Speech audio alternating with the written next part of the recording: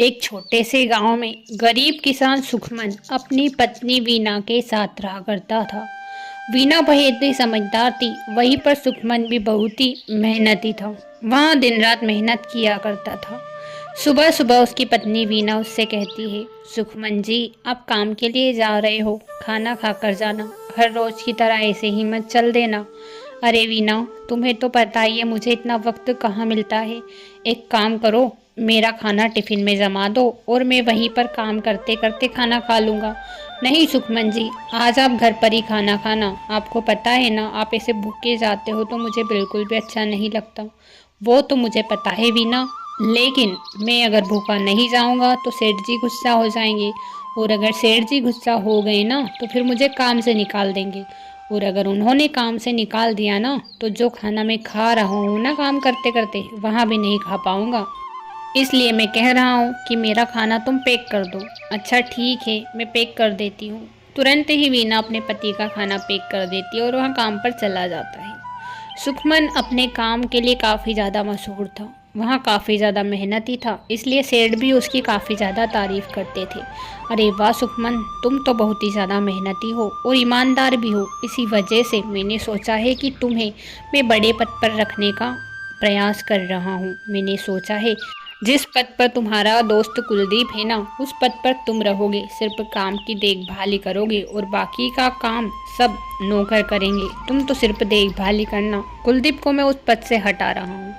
जैसे ही सेठ कुलदीप के पास जाता और कहता, कुलदीप अब तुम्हें इस काम से हटना होगा, क्योंकि इस काम के लिए मैं सुखविंदर को रख रहा हूँ। सुखविंदर एक काफ़ी ज़्यादा मेहनती इंसान है। वहाँ कई दिनों से मेरे यहाँ पर मेहनत कर रहा है। भले ही वहाँ ज़्यादा पढ़ा लिखा नहीं है, लेकिन उसने इतने दिनों में इतना कमाया है कि मुझे उस पर इतना विश्वास हो गया है कि वहाँ कभी धोखा नहीं करेगा। इसीलिए अब से तुम उसके नीचे पद पर रहोगे, तुम मेहनत करोगे और सुखविंदर ही सारा काम देखेगा। यह बात कुलदीप को बिल्कुल अच्छी नहीं लगती। यह सुनकर सुखविंदर काफ़ी खुश हो जाता है। अरे वाह, सेठ जी ने तो मुझे सिर्फ काम देखभाल करने के लिए दिया है। मतलब कि यह बात वीना को पता लगेगी तो वहाँ तो बहुत ही खुश हो जाएगी, क्योंकि अब मुझे ज़्यादा मेहनत करने की ज़रूरत नहीं है, बल्कि मैं तो सिर्फ लोगों का काम ही देखूंगा।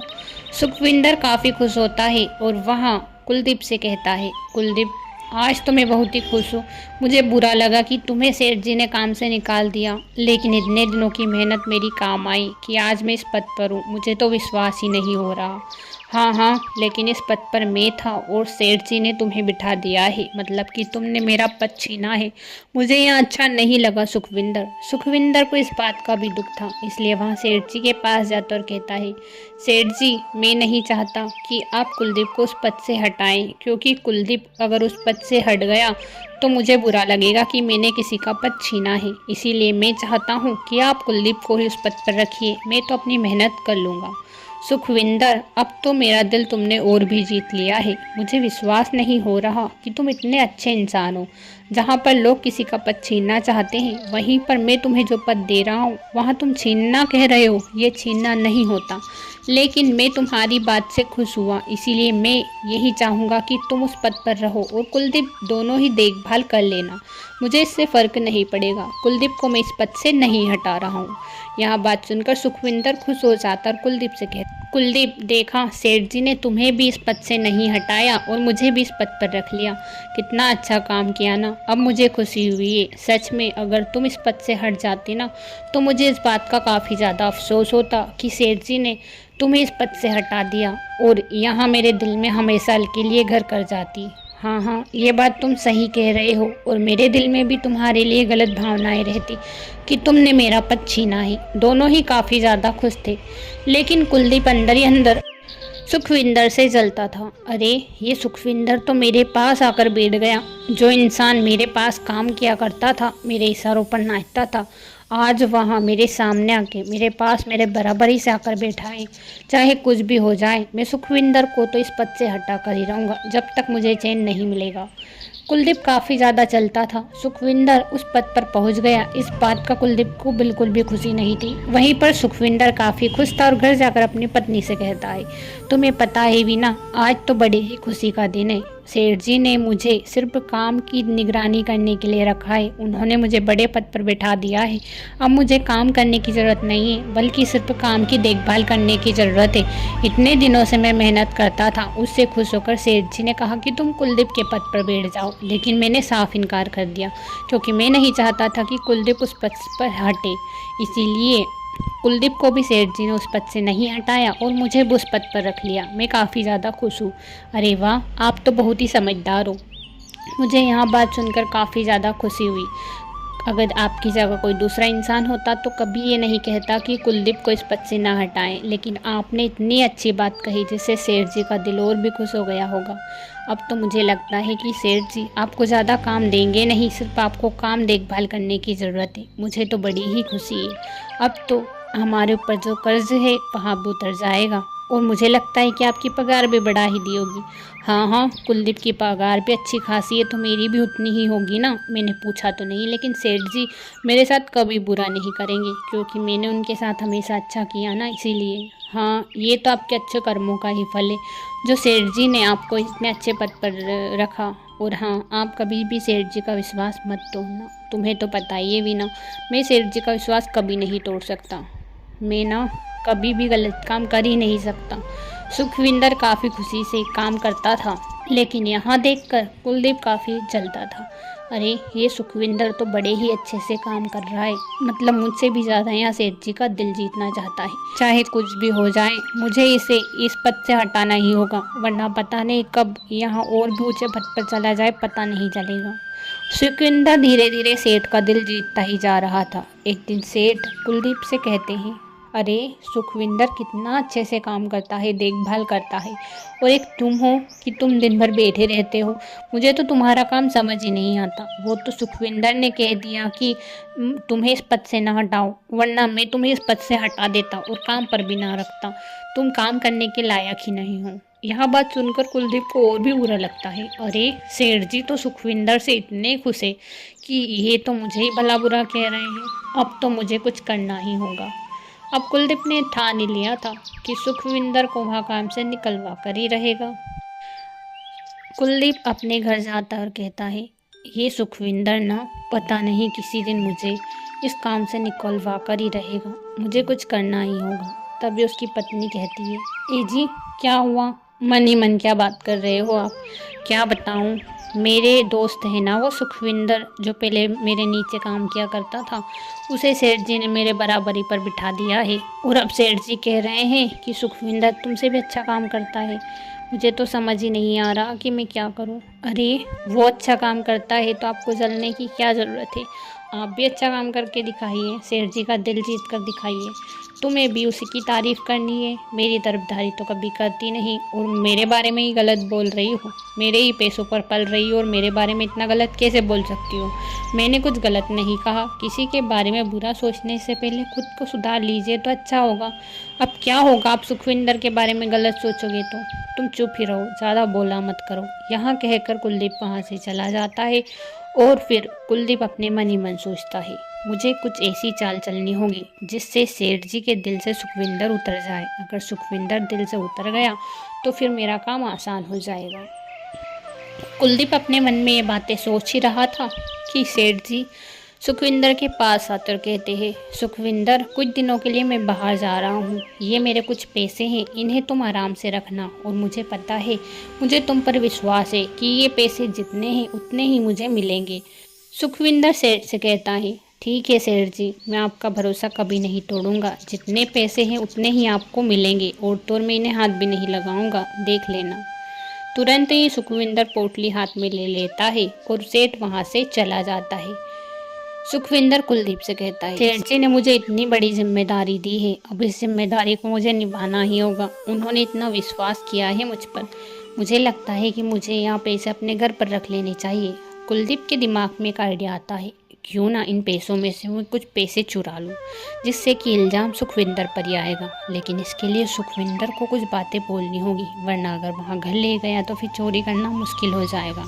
अरे सुखविंदर, तुम्हें अब पैसे घर नहीं ले जाने चाहिए। अगर तुम घर ले गए ना तो लोगों को गलत लगेगा, सेठ जी को भी गलत लगेगा। यहाँ पैसे तुम्हें यहीं पर कहीं पर छुपा देने चाहिए। अगर तुमने यहाँ कहीं छुपा दिए तो किसी को पता भी नहीं चलेगा, तुम्हारे और मेरे अलावा। और हाँ, सेठ जी भी खुश हो जाएंगे कि तुम अपने घर पर पैसे नहीं ले गई। हाँ हाँ कुलदीप, ये बात तो तुम बिल्कुल सही कह रहे हो। मुझे भी यही लगता है कि मुझे यहाँ पैसे खुद के पास ही रख लेने चाहिए। अब क्या था, तुरंत ही सुखविंदर एक जगह पर पैसे को छुपा देता है और कहता है, कुलदीप, यहाँ बात तुम्हारे और मेरे अलावा किसी को नहीं पता, इसलिए यहाँ किसी को बताना नहीं कि पैसे कहाँ छुपाए हैं। हाँ हाँ भाई, ये जिम्मेदारी तुम्हारी ही नहीं मेरी भी है, क्योंकि सेठ जी के यहाँ पर तो मैं भी काम करता हूँ। कुलदीप सुखविंदर से तो यहाँ कह देता है, लेकिन दूसरी ही रात को वहाँ उसमें से कुछ पैसे चोरी कर लेता है। कुछ समय बाद सेठ वापस लौट आता और सुखविंदर से कहता है, सुखविंदर, जो मैंने तुम्हें पैसे दिए थे वहाँ पैसे मुझे वापस कर दो, क्योंकि अब मैं आ गया हूँ ना, इसीलिए, और मेरा काम भी करना है। हाँ हाँ सेठ जी, क्यों नहीं। तुरंत ही सुखविंदर सेठ जी को पैसे दे देता है। सुखविंदर को पता नहीं था कि उन पैसों में से कुछ पैसे कम हैं। तुरंत ही सेठ घर जाता और पैसे देखता है तो पैसे कम होते हैं। अरे, सुखविंदर ने इसमें से पैसे निकाल लिए, मेरा विश्वास तोड़ दिया। मुझे तो यकीन ही नहीं हो रहा कि सुखविंदर ऐसा कर सकता है। वहाँ इतने दिनों से मेरे यहाँ पर काम कर रहा है, लेकिन उसने मेरे साथ इतनी बड़ी गद्दारी की। सेठ सुखविंदर के पास जाता और कहता है, सुखविंदर, तुम इतने बड़े चोर हो, मुझे विश्वास नहीं हो रहा। मैंने तुम्हें इतनी बड़ी जिम्मेदारी दी थी, और वहाँ जिम्मेदारी बहुत ही विश्वास लायक लोगों को दी जाती है।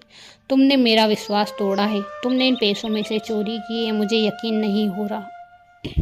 सेठ जी, मैंने ऐसा बिल्कुल भी नहीं किया। आपको पता है, यहाँ पैसे मैं अपने घर भी नहीं ले गया। आपको यकीन नहीं हो रहा ना, सच में मैंने यहीं पर पैसे रखे थे। चाहे आप कुलदीप से पूछ लेना, वो तो मैं पूछ ही लूँगा। लेकिन अगर कुलदीप ने तुम्हारी तरफदारी नहीं की और तुम्हारे खिलाफ रहा ना, तो मैं तुम्हें इस काम से निकाल दूंगा। हाँ हाँ सेठ जी, ज़रूर। अगर कुलदीप ने ये कहा ना कि मैंने चोरी की है, तो आप मुझे इस काम से निकाल दोगे। और निकालोगे क्या, मैं खुद ही निकल जाऊंगा अगर कुलदीप ने ऐसा कह दिया तो। तुरंत ही सेठ कुलदीप के पास जाता और कहता है, कुलदीप, क्या सच में सुखविंदर ने चोरी नहीं की क्या? तुम्हें विश्वास है क्या उस पर कि वहाँ चोरी नहीं कर सकता? सेठ जी, वो तो मुझे नहीं पता, वह इतने सालों से तो काम कर रहा है आपके यहाँ पर, आपको उस पर विश्वास भी है, लेकिन पैसे उसके अलावा किसी को पता भी नहीं थे कि कहाँ रखे हैं, तो फिर चोरी कौन कर सकता है भला? हमारे गांव में किसी को भी भनक तक नहीं ली कि सुखविंदर ने पैसे कहाँ रखे, ना तो वो घर ले गया, पता नहीं वहाँ पैसे कहाँ रखे थे। अरे, मतलब कि सुखविंदर ने ही चोरी की है? हाँ हाँ, मुझे तो सेठ जी यही लगता है कि सुखविंदर ने ही चोरी की होगी। सुखविंदर यहाँ सारी बातें सुन रहा था। उसे मन ही मन बहुत ही बुरा लगता है कि कुलदीप ने ही उसके साथ धोखा किया, लेकिन वह साबित कैसे कर सकता था, क्योंकि सेठ उसकी बात मानने को तैयार ही नहीं था।